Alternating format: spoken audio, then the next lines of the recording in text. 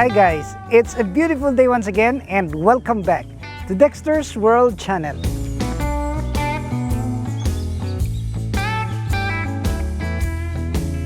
There's a sunlight after the end of the tunnel. This is what I felt right now because we are bouncing back and we are beginning to rebuild our chicken farm. Well, the tunnel that I was referring to was when we built our chicken farm and subsequently it was taken out by the government for public use. And I did not have any idea where to transfer our chickens and even other farm animals. But God is so good that He has allowed us to have this beautiful farm just near the house. And this is the victory that I'm going to share with you, because today we're gonna set up some like this. These are the nest boxes that are actually made of bamboo, and this kind of basket is just very available. This is less expensive compared to the other baskets. And just yesterday we were able to gather some dozens of eggs, which would give us only one thing, that the food that we are giving, the azolla, even this water spinach and the shells are actually giving us best result because we have started gathering dozens of eggs.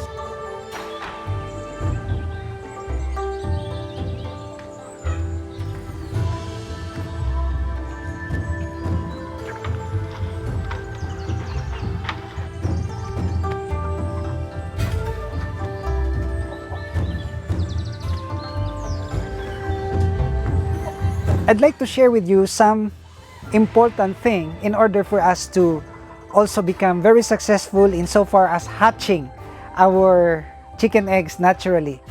The first thing is we have to provide with good baskets. And the second thing is that we will place them in a portion where it will not become wet during the rain. So this portion here is actually the best area for this nest boxes because it's facing the sunrise. The eggs will receive sunlight every morning.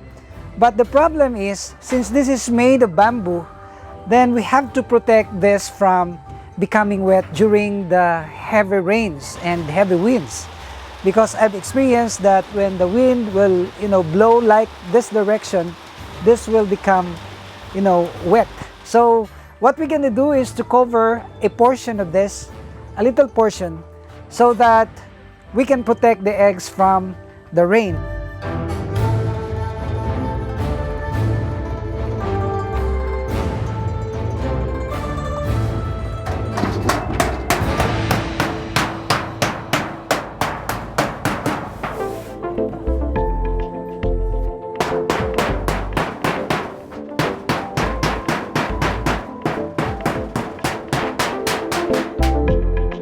It's my experience with these native chickens that they would like to lay their eggs at a higher ground because they have this capacity to fly. Unlike this heritage chicken like the black Australorp, this Rhode Island red chickens, they prefer to lay above the ground. I mean, they prefer to lay low areas, like 1 foot above the ground.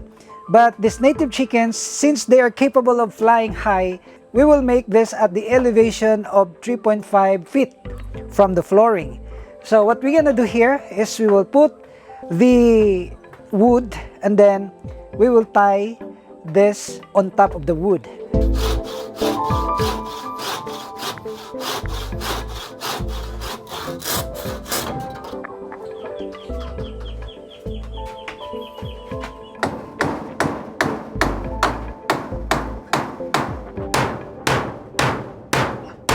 So you guys can see here that our elevation is more than 3 feet above the flooring.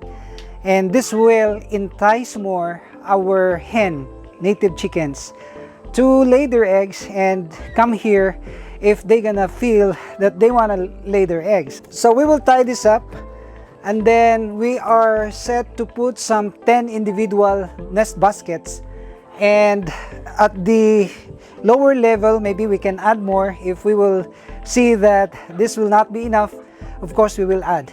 And we will also put some perches right here so that they will not be tempted to sleep here during the night.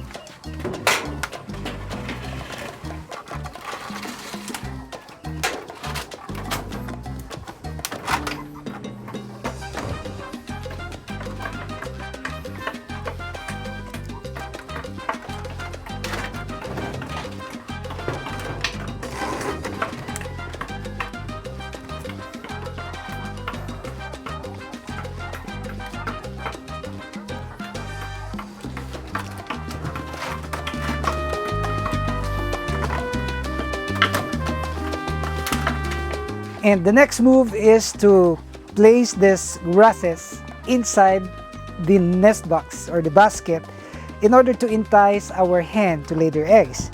So these are fresh actually, but eventually this will dry up and will be very comfortable for our chickens.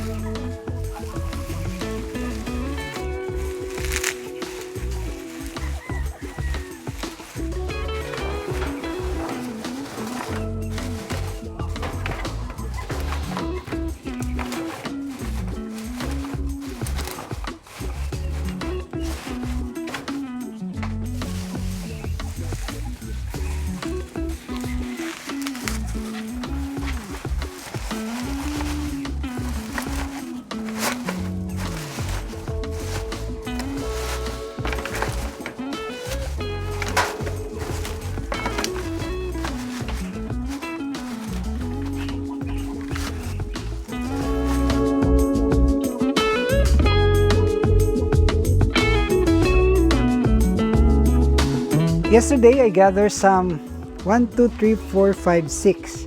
The other day I gathered some 8, but we cooked it for our breakfast. But I decided, since we already have these baskets, to preserve this one for the future incubation. And we will put this 1, 2, 3, 4, 5, 6 in each of these baskets so that they will be enticed to lay their eggs here. So we will put one here and then another one here, and they will think that this is the safest place for them because it has already an egg. Wow, I see that. Just a bait. Okay. Well, no problem about these chickens because they are highly trainable. If you will instruct them to lay their eggs here, they can get it. Just make an environment for them and they will understand what's the purpose of what you're doing. Like this one, we have these baskets and they know exactly, perfectly what's the purpose of this. And I'm very confident that they will start, putting their eggs right here. We are trying to improve this chicken coop by beautifying this with this root crop.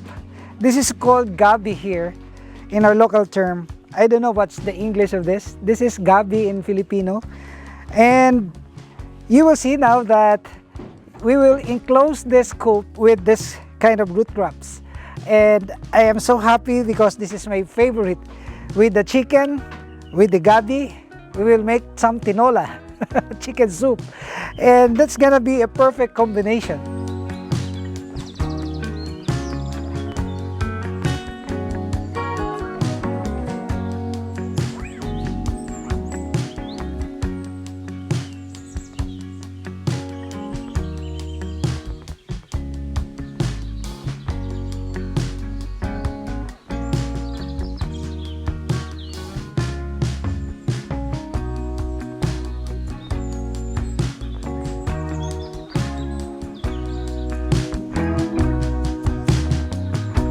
That's all that we can share. I hope guys you will continue to like and share our videos. And I'm so excited to make an update about the eggs of these native chickens. As we speak today, I'm so happy to announce that next week we're gonna add some more chickens here in the farm. So if you're not subscribed to the channel, may I humbly ask you, please subscribe, because we are now close to 1.5 million subscribers, and thanks a lot for your support. And if you will subscribe, of course, you will be notified of our regular and very, challenging and informative videos only here at Dexter's World.